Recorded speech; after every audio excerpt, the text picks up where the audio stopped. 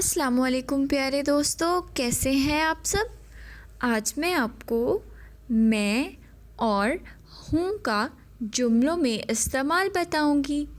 तो दोस्तों, जब भी हम जुमले में मैं का इस्तेमाल करते हैं उसके साथ हमेशा हूँ आता है।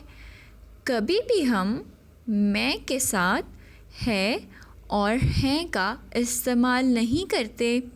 जैसे मैं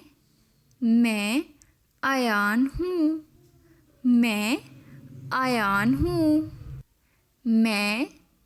मैं 7 साल का हूँ, मैं 7 साल का हूँ।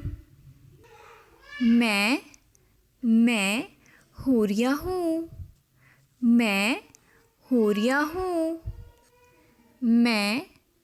मैं 4 साल की हूँ, मैं 4 साल की हूँ।